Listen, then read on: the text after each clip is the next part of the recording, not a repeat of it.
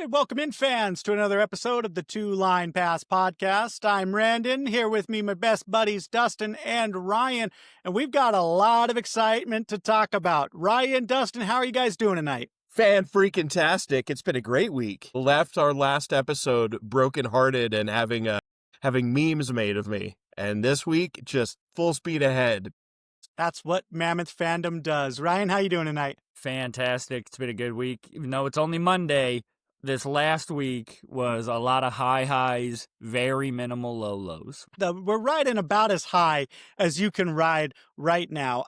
I'm trying to think back last season, if there was ever a moment outside of the first 3 games of the season where I was as hyped about the team as I am right now. And I think you have to go back to maybe when Dursey came back in the lineup and we kind of had a better second half to the season.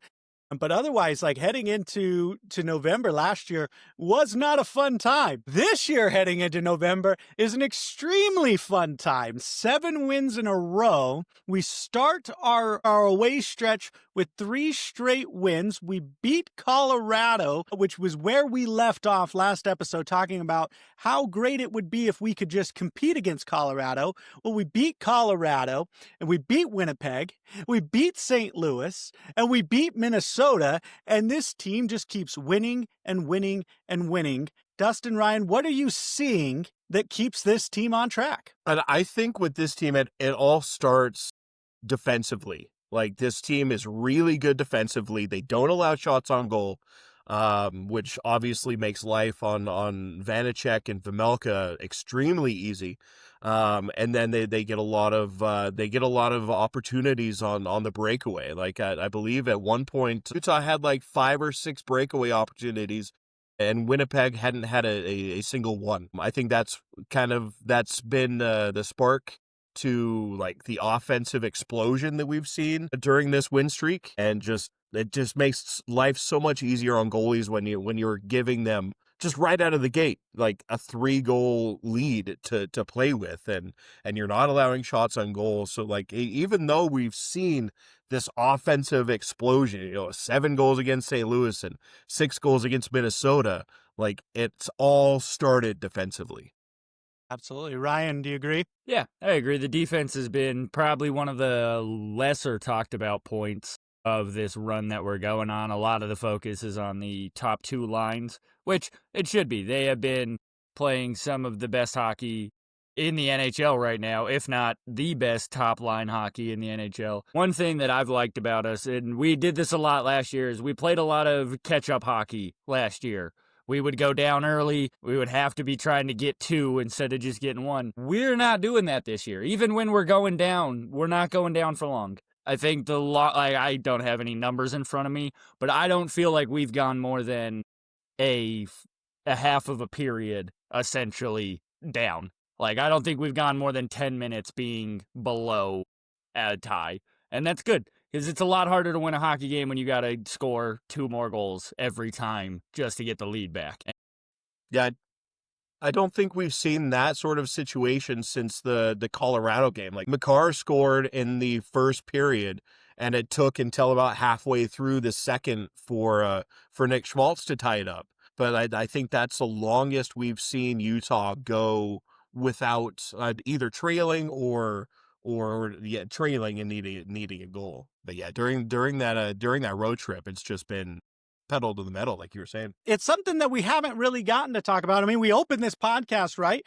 We're 1 and 2. We're talking about where's the offense? What do we got to do with the power play? We're talking about, potentially blowing up lines to fix it. And in our 2 losses were the 2 games that we didn't score more than 3 goals. Now, the defense has been playing well enough that we don't necessarily need to. We've kind of let teams get back into it, right? Logan Cooley gets off to incredible starts in the first period, back-to-back, and kind of you have to hold your collective breath, especially against St. Louis. You're looking at, thinking it's going to be 10-0 against St. Louis, and that game got awkwardly close. Just kind of what this team did last year.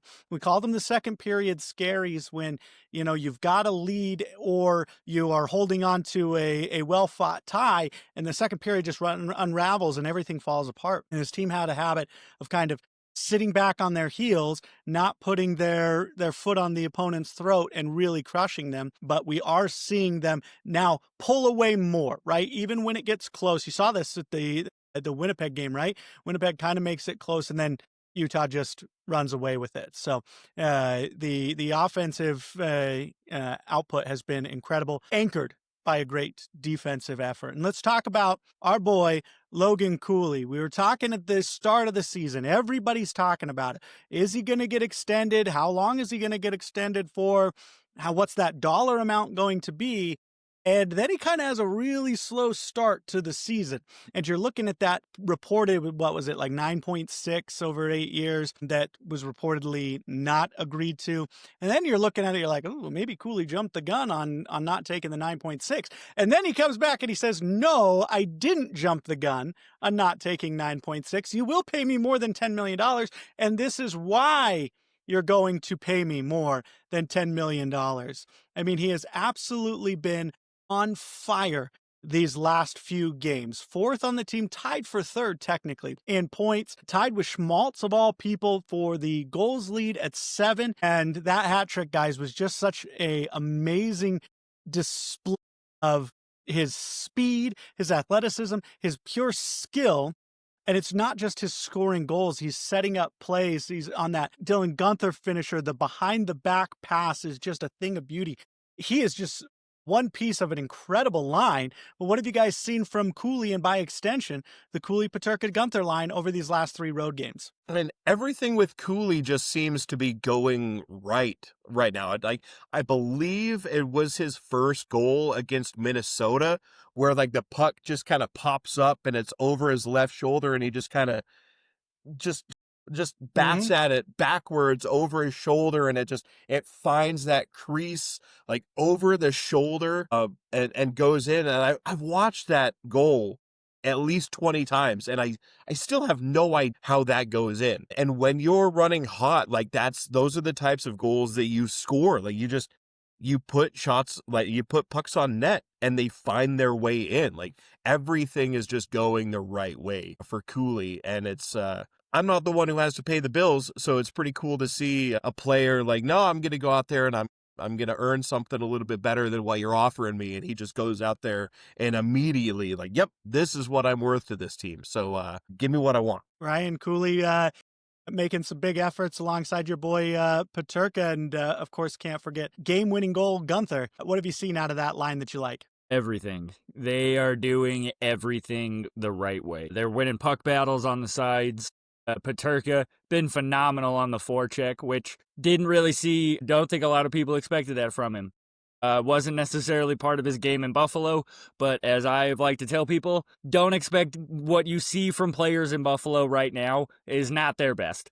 Except for like Josh Doan, who has found a spot where he is thriving in Buffalo because he can actually get minutes, unlike where he was getting nothing here. So that trade, I feel like a lot of people think we hosed Buffalo. And yeah, to an extent we did. We did hose it. But Buffalo didn't get completely screwed in the deal. Like, they got what they got. But I really like that, like Dustin was saying, when you have a guy who is just getting in, everything is going Cooley's way, it benefits everyone on that line. Like, it takes away a little bit of the pressure off of Guenther, so he's getting just a tiny little bit more space, and then bam, game-winning goal Guenther. Peterka doesn't have to be the guy like he was in Buffalo with Tage Thompson. He gets to kind of like, they're getting a lot of focus, but when they're taking a lot of pressure off of everybody's getting better. And Cooley is just proving he can handle it. He can take that pressure. And he's like, yeah, I don't want 9.6. I'm going to get an extra 0.1 for every goal I score this year. And Ryan Smith is going to write that paycheck, and we're all going to be happy about it. I think a lot of people might be nervous about, $10 million. With the cap going up, I feel like he's going to be valued correctly, and I feel with his age and talent, no matter what we're paying him, it's not going to be Kaprizov money, so we can all be happy. That's all that, we're not going to get hosed on by Cooley. Like, as long as he wants to be in Utah, I feel we have arguably the future best line in hockey, and they're only going to keep getting better and better every single year. That's the great part. I mean, it's one of the biggest talking points about this team is its youth, and that particular line is going to be together for at least the next 5 years, and that is something that is phenomenal. Obviously, there may be some tweaks along the way, but I don't see that line ever breaking up. And you could argue one way or another whether depth chart wise, they're the second line, but their importance is just as important as Keller, Schmaltz, and Hayton. They've actually played significantly more minutes. Now, of course, Hayton was injured, and so you have the McBain time to subtract from what could have been on that top line, but they're more productive 5-on-5 than the Keller, Schmaltz, and Hayton line. Of course, less time played for Keller, Schmaltz, and Hayton, so I don't expect that to be too long. But you're not seeing this massive discrepancy in time on ice between those two lines. Those two lines are really driving this team, and we would be remiss if we didn't talk about our boy. Is he now tied for first in points in the league? Tied Jack Eichel, and Jack doesn't play before the airing of this podcast. You could have, I don't know what I would have given to say 10 games into the season, Nick Schmaltz is going to be tied for first in points. I would have said, damn, he's got 20 assists, doesn't he? Something like that. But he's doing it both goals and assists, and that line is clicking. We talked a lot about the underratedness of Barrett Hayton, who's not showing up in the goals and assists category, but is making his presence known. He's the best face-off man on the team currently, right now. Better face-off win percentage than even Kevin the Man Stenlund. And Hayton's presence has really revitalized that team. We could talk about Tusky being the momentum changer. We can talk about all these things that have happened since that win streak started. But Barrett Hayton coming back to the lineup, I think, is one of the most important things. As much fun as it is to talk about Tusky and his impact in a 7-0 Tusky, but Barrett Hayton's impact on this team can't be understated, even if he's not scoring or assisting or getting his name on those scoring sheets, because he's just doing that much with Keller and Schmaltz and allowing them to do what they need to do. And even strength too. We're not just, last year I feel like we thrived on the power play. If our power play didn't do well, which it didn't often, then we just sucked. But 5-on-5, we're playing great hockey, and it starts with those two top lines. Yeah, and I'm glad that you mentioned like Hayton doing the sort of dirty work and the extra effort stuff that doesn't necessarily show up in box scores, because I feel like that's sort of what's driven this winning streak, aside from defense, like I mentioned earlier.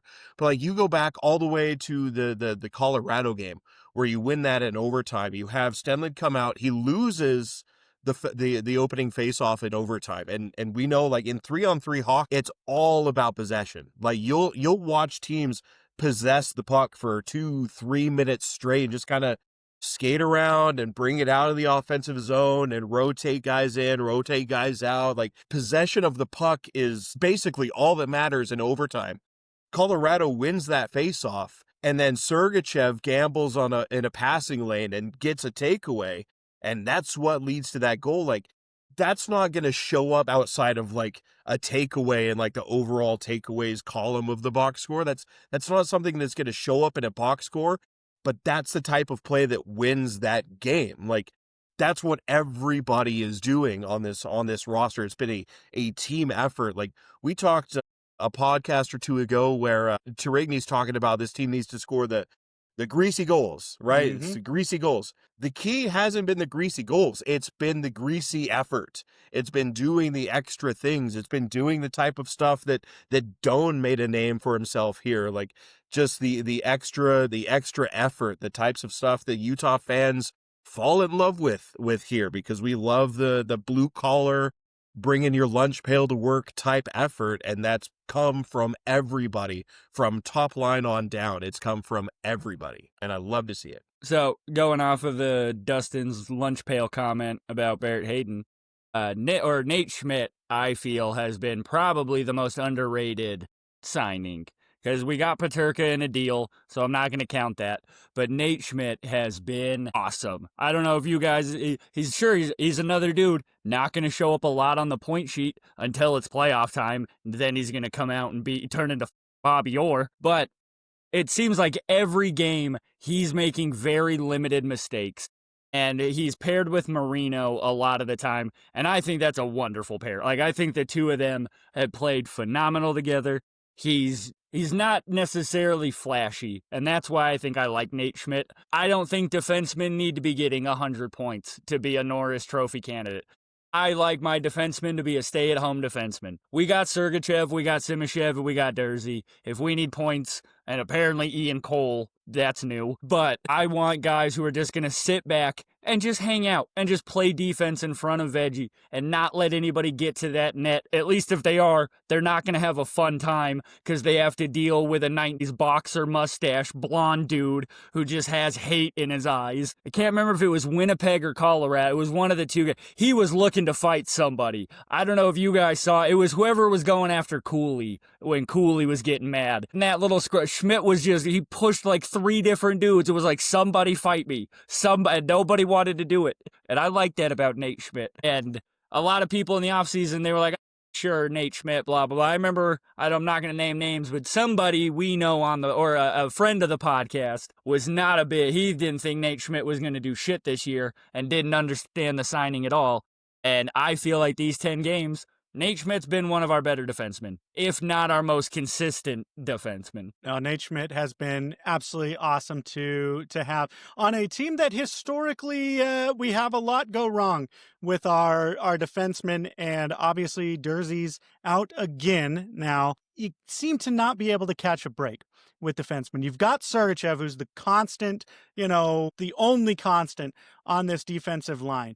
And then you've got guys down where you've got your Olimatas who are trying to contribute, maybe not getting as much ice time as they're used to. And then you've got your rookies. You've got Ian Cole, who historically was just going to spend more time in the penalty box. But while we're giving Nate Schmidt his flowers, I think Ian Cole, I don't want to say he's owed a collective apology, but man, has Ian Cole been playing so great. And he has kind of been reversing the trend of taking those bad penalties because he's out of position. He's just playing really, really well. Mikhail Sergachev actually has more penalty minutes than Ian Cole does. We're talking about 2-minute minors. So I think our veteran defensemen are coming in clutch, which really takes a lot of the pressure off of Simashev, who can you see the flashes, right? You see the potential and the talent that's there, and then you see some of the rookie mistakes that he's going to make, but it doesn't have to fall on him, right? Because of our veteran defensemen, they are putting Simashev in a position to succeed and to follow their lead. On the Simashev little thing, I think if we're going to compare Simashev to last year's Lamoureux, Simashev has melded with the team way better than Lamoureux. Mm-hmm. And I'm not trying to say Maverick Lamoureux is a bad hockey player. I'm just saying the maturity on ice, I think, is a difference. Simashev might only be 21 years old. He doesn't play like that. I will give that. I was skeptical. I'll be the first to admit it. I'm skeptical of Russian defensemen. They never really seem to pan out. Shimashev's doing pretty goddamn good.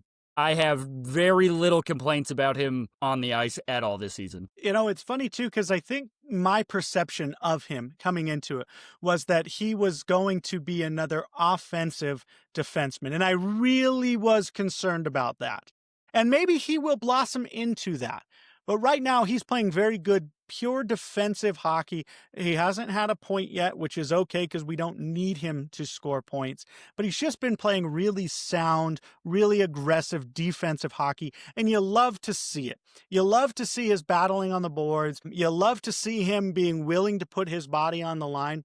And that dog-type defensive mentality that we usually reserve for forwards, right? That tenacity that we're usually seeing out of our forwards coming back on the back check and stuff, which has been great, by the way. But Simashev has just played great. Ian Cole, +9, by the way, guys. +9 leads the team in plus minus. So defensive, just the team has been lights out, and that's missing Durzi. his plus minus is higher than his penalty minutes. He has 8 penalty minutes and his plus minus is 9. If you had told me at any point in this season Ian Cole's plus minus would be better, like higher than how many minutes he sat in the penalty box, I would have slapped you upside the head and called you crazy. And I even tweeted from the when he scored his goal. When he scored his goal, I tweeted from the podcast account like, "Oh, Ian Cole's going to the box. Oh wait, check that, he scored.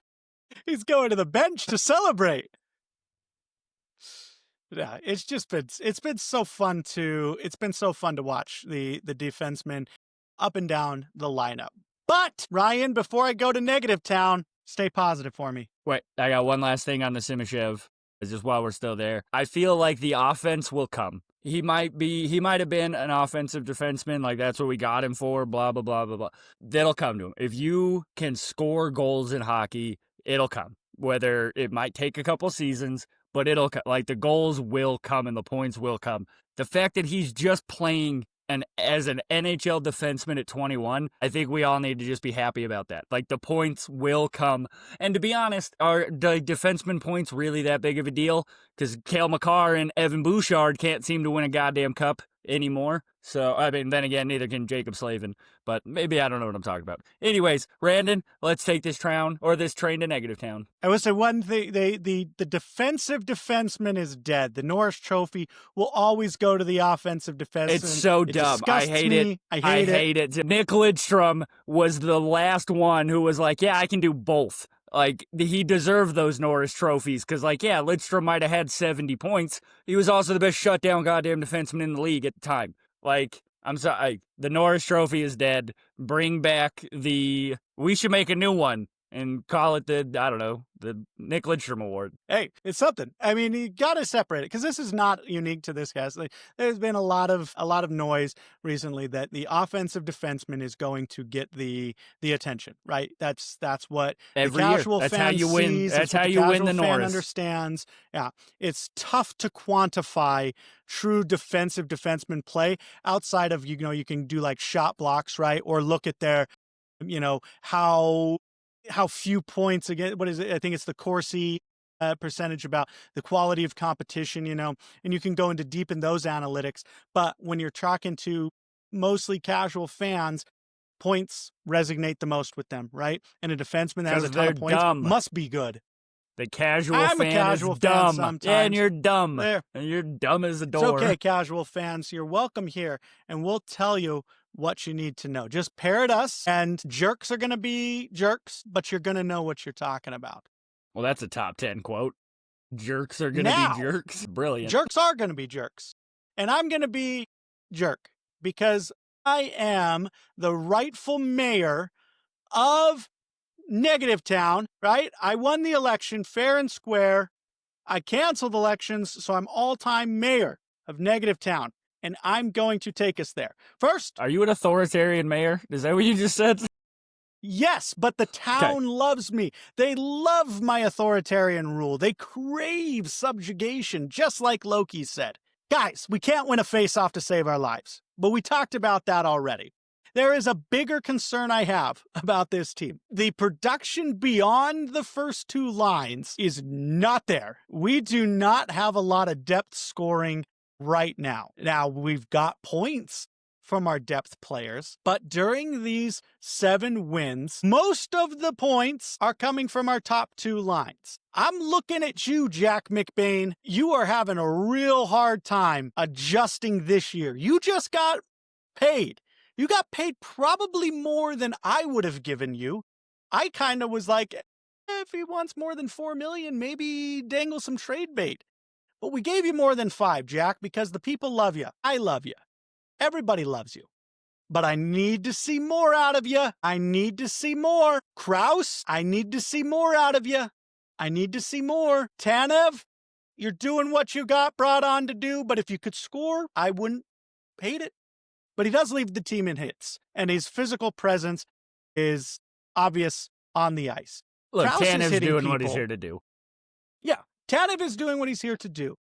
But I want to see Kraus and McBain get on that score card. Like, maybe it's that the second power play unit just hasn't clicked, And maybe that's why they're not getting on the scorecard. Because 5-on-5, they're just not producing, I think, as much as we need to continue these win streaks, right? Because the win streak can't go on forever, right? We're going to lose at some point. I'm not going to say that it's going to be tomorrow. I'm not going to say that it's going to be Sunday. But at some point, we will lose. And then we might slip. And if we don't get production from our bottom six consistently, now I'm not saying they need to lead in any stat categories, but I'm saying consistent production, we're going to be in trouble down the stretch. Because let's be honest, guys, I don't think Nick Schmaltz can continue his scoring pace. His goal scoring pace, I don't think is sustainable. I don't think anybody believes that it is. It's phenomenal. I love it. And I hope to God it stays. I just don't know that it will. And then you fall on the second line. That production is probably going to stay. And the first line power play is probably going to stay. But in those lulls, we need to be able to trust our bottom six for scoring goals. And right now, it's just not there. Am I way off base there? No. I think after 10 games, the fact that McBain and Lawson both have the same amount of goals as Liam O'Brien is a bad sign. Like, the fact that they're both sitting on one goal, that's not acceptable. Like, McBain at one point was part of what I thought was the best fourth line in all of the NHL last season. And he scored last year. How many? He had 13 goals last season, and he's on pace for 8 right now. Like, it's and it was just, and even his goal, like, that was one of the, like, greasy goals that we saw this year. It was the putback goal that they got us into overtime, and it got us our only only win in those opening 3 games. And it was just kind of, the puck wound up in front of the net, and he just kind of shoves it through like he's curling. The fact that that we haven't seen like a legit skilled goal for McBain yet, I don't like it. And that is something that, because those top 2 lines, they're going to have games where they just can't find the back of the net. And you need third and fourth lines to step up. And those are the types of, there are going to be games where your top 2 lines are even, and you need depth to win those games. And those lines are going to have to step up sooner rather than later, I'm assuming. Michael Carcone's doing what he can to try to make his presence known in the time that he has been given. Because if you're a guy like Michael Carcone, you don't know. With this coaching staff, you don't know when your time is up. And seemingly it could be for anything. The fact that I think it's appropriate that he's leading 2 goals, 1 assist for those depth guys, that he's the one who's saying, I want to be here, right? Because I don't know if I have it tomorrow. Oh, I don't want to say there's no way, because we did bench Lawson Krause for that one game. You guys remember that last year when he was in his slump? We benched Lawson Krause, he came back, and he started playing better. I don't see us benching McBain.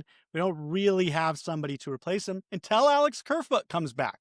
Right? But that's 10 weeks away. He's 8 to 10 weeks out. Let's put it closer to 10. It's going to be January until he is back. And so we need our guys to step up. But maybe it is simply that you're missing a guy like Alex Kerfoot, who is just so good and so versatile. And until the chemistry builds from relatively new lines, right?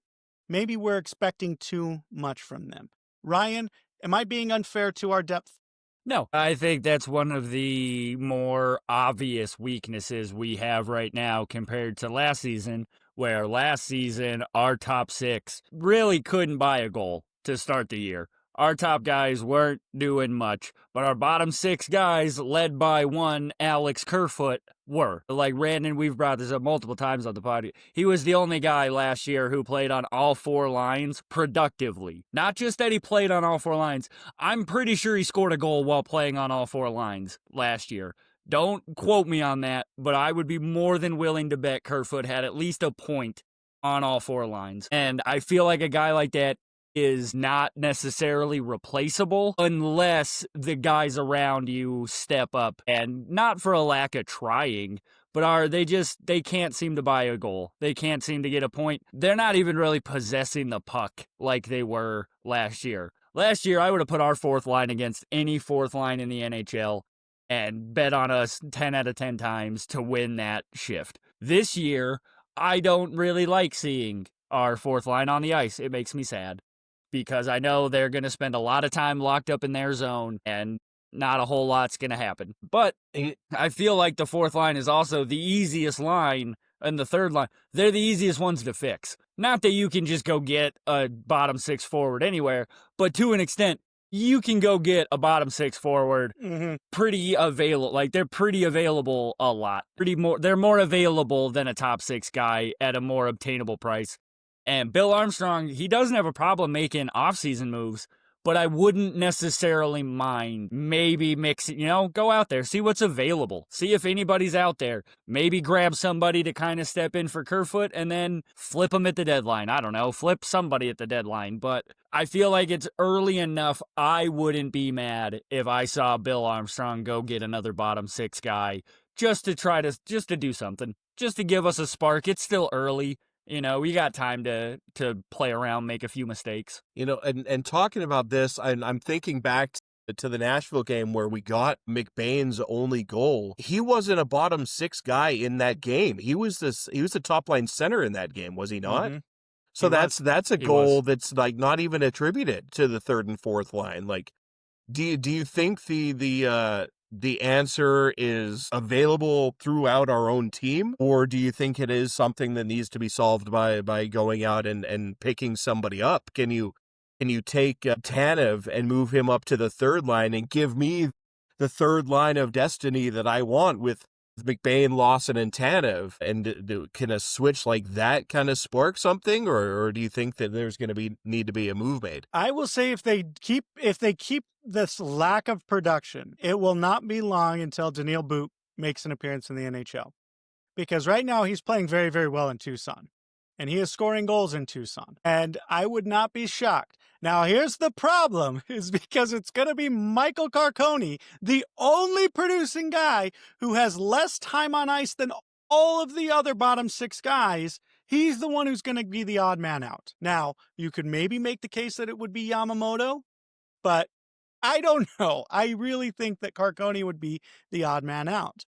But without it should be O'Brien. I don't know. O'Brien, we all can admit, should be the odd man out. We don't need him I'm sorry, we're not a team that the fighting really does anything for us. He's not Matthew Olivier. Like, he's not changing momentums every time he gets into a fight. It's just, I'm sorry, I love Tuna. We don't need you right now. Like, we kind of don't. We need goals. And granted, you got a goal, and I have defended your one goal, Tuna, but you're going to need like 8 more of those if you want me to keep defending you. And you mentioned those two, and that's why I think that if they do call up But, that it's going to be like, that's where he's going to slot in, right? Because we started the season, we saw Yamamoto, and then we make Yamamoto the healthy scratch so that Liam O'Brien can be on the ice.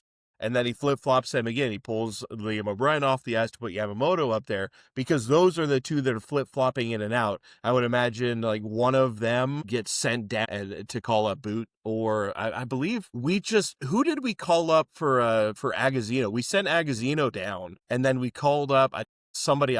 His name is slipping my mind, obviously.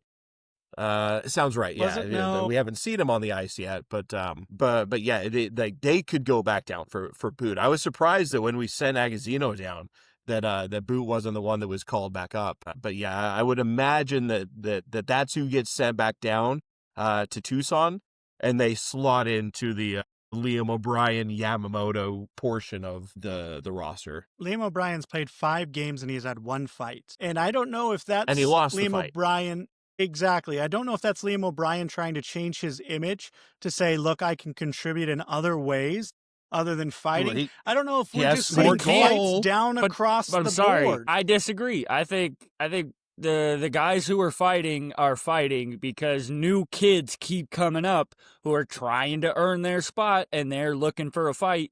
And it seems like every time they are, it's Jack McBain who has to go fight a 6'8" Russian kid, not O'Brien. So, I'm sorry, I would rather have Jack McBain take over the role as we need a guy to fight, because, let's be honest, Bain will fight anybody, too. He's not scared, just like, you know what I mean? Like, that's not a problem. They're both producing the same amount. Like, I love Tuna, but I don't know. He's kind of a liability. It's rough. God, just looking at last year, McBain had 27 points last season. He has 1. He's on pace for 8 points this year. Like, that's less than a third. Like, that's not even a third of his production from last season. Like he has to step up. And I want to tweet the ice to meet you McBain gif from the podcast Twitter way more often than I've been able to. I've done it once this season. I've gotten to the point where if he gets an assist, I might throw it up there just to say, hey, a McBain point. You may and have just completely steal the thunder from whoever scores the goal. And Unless that lack it's of Tanev. scoring. Oh, if Tanev scores, Because we just the have roof to. is So gonna you come have off to of it. tweet Tanev's headshot. It's going to be incredible. Is when it the Tanev best gets his goals, headshot in but- the NHL? Like, it's got to be, right? Absolutely. It's Like, one of them. I it's- haven't looked at it enough to see if it's the best, but it's up there without even every seeing the single without even year, seeing the he knows competition. the mission, and he completes it. But that concludes our stay in Negative Town. I hope you enjoyed your stay. Don't steal the towels, please. The town taxpayers pay good money for those towels. I don't want them stolen. Let's look ahead to the next couple of games. There's just 2 of them. They get a nice little break for the next 2, and then we'll be back in the studio. So we've got Edmonton, the mighty Edmonton Oilers, tonight, Tuesday.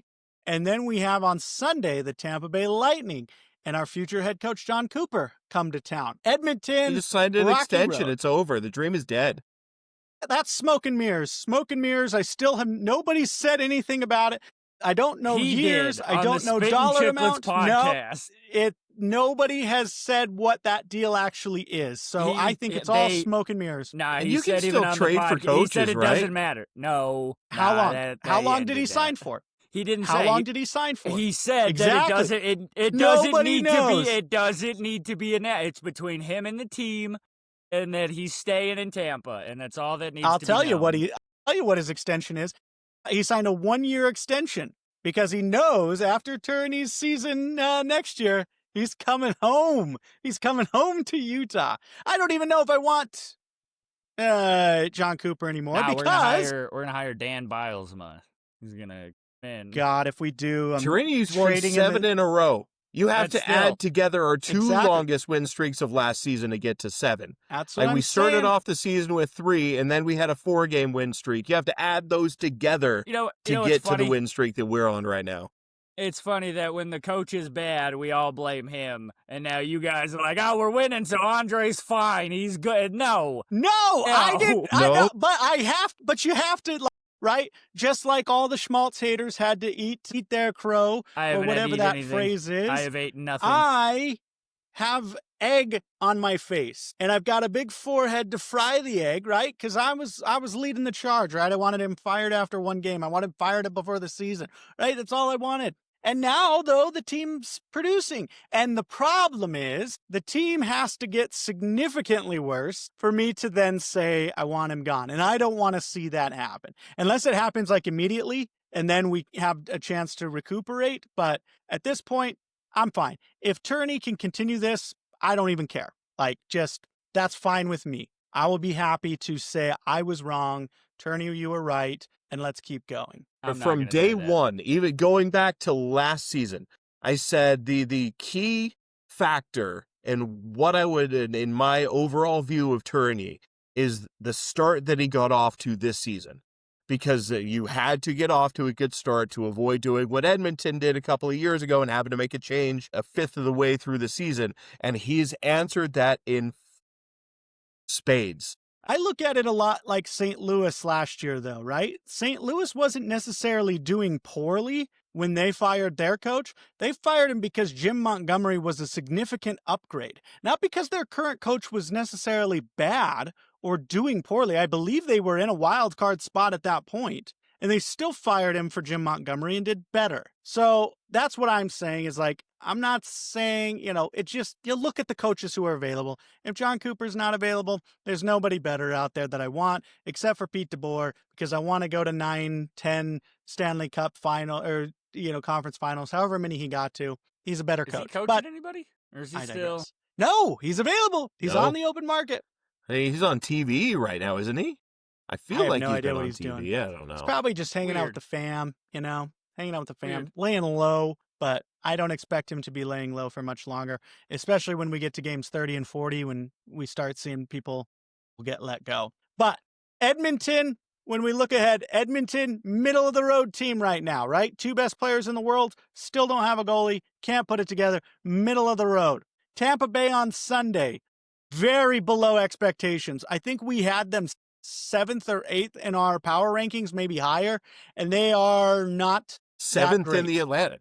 They are 7th in the Atlantic. They were 7th in our power rankings, and now they're 7th in the Atlantic. Yeah, so, which is good because we can continue this win streak against 2 people.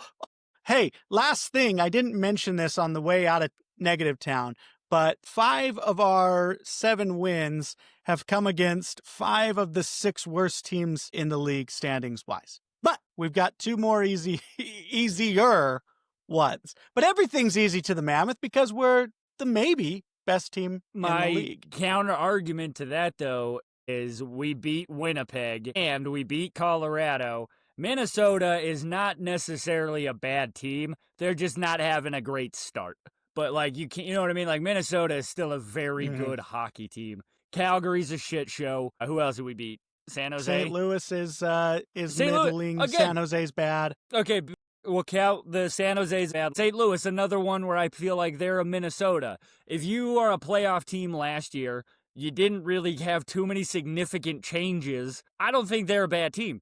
They're just not having a great start. So when you say it's against 5 of the 6 worst teams, the only real arguments for the worst teams are just Boston, the Putin of Negative Calgary, Town being negative, and San Jose. Those are the really only 3 bad teams that we beat. Other than that, we beat good hockey teams. I think you're going a little too negative. I think the teams we've beat have been good wins. The teams we did, we beat Winnipeg pretty handedly. Colorado, it took a second. That one was a fun one. That was a good game. But yeah, I think we're playing a lot better than just the teams we're playing. Yeah, they're bottom team, but they're not the worst teams ever. They're not Buffalo, San Jose, and just Calgary. We played some good teams in there. Now, there's been some good teams. But Edmonton Oilers on the road, Tampa Bay at home. We still have not lost in the Delta Center. Only 2 losses on the road. Do we see a win coming out of Edmonton? I'm not going to predict a loss until this team loses. We're going to be back in the studio in a week with a win streak at 9. Yeah, you can't put any negativity on this. We, as a young fan base and a young team, just ride this. We're riding this until the wheels fall off. Just ride this high. Nothing can go wrong. Absolutely. It's a big test against 2 of the best players in the world, but I think they are up to the task because statistically, we have better players in the world this year. I think the Oilers are tired. They've played arguably the most hockey in the last 3 years than anybody. They've been to Florida. It's Florida and them have played the most hockey of anybody. They're tired. Them boys are, you know what I mean?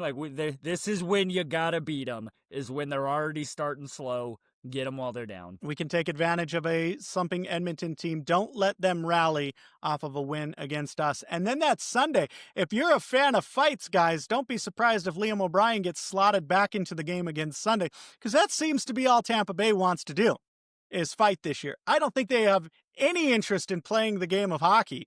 They just want to fight. So that's Sunday. If there's tickets still available, fans, you're going to want to get tickets to that game if you are a fan of 5-minute majors, because it could be a slugfest in the Delta Center. Tusky in the house. It's going to be great. I think that one for sure is going to be a win. Edmonton, we're going to chalk it up for a win. No Negative Town in this business. 2 wins.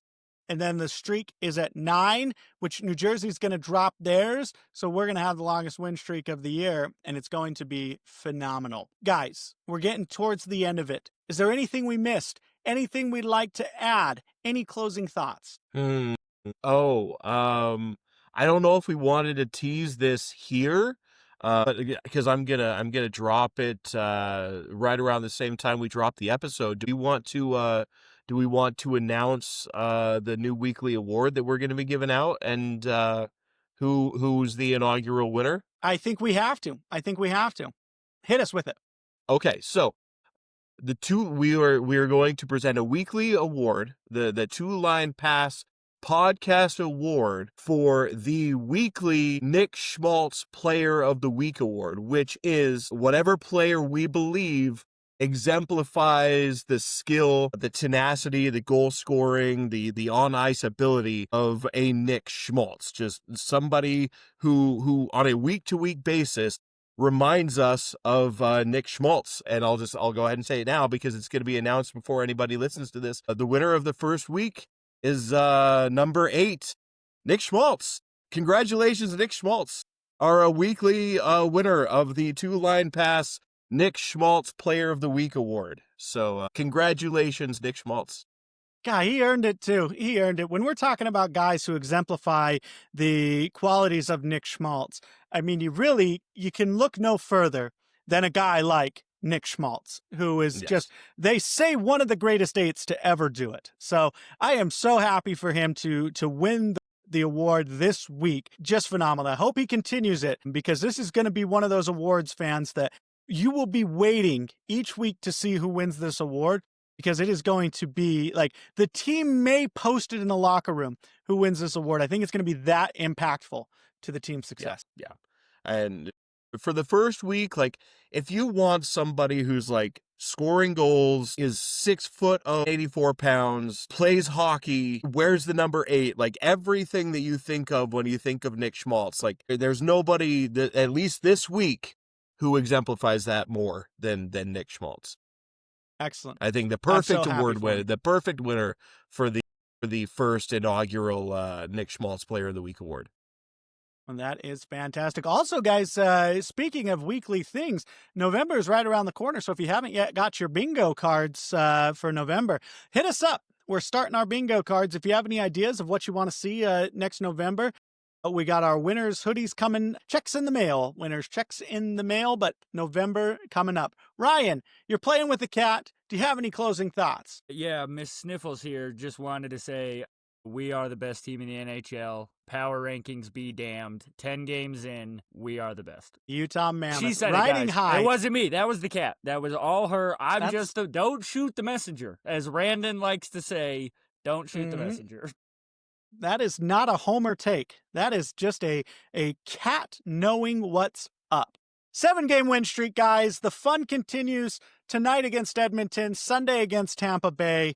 Hey, Utah Mammoth fans, this is exciting, right? No matter what happens, this is exciting. Dustin, finish us off. Speaking, because Ryan broke one out, I will say for our good dear friend Zach, rest in peace, Matilda, the goodest of goodest cats. We love you. R.I.P. Matilda. Matilda, baby cat, losing them so close. Hearts out to friend of the show, Zach. Wherever you're listening, say a little prayer for Zach. We love you, buddy. A rough time. Had those cats with him for a very, very long time, just as if they were children. So love you, buddy. Hey, guys, thanks so much for listening. Everybody, have a great night.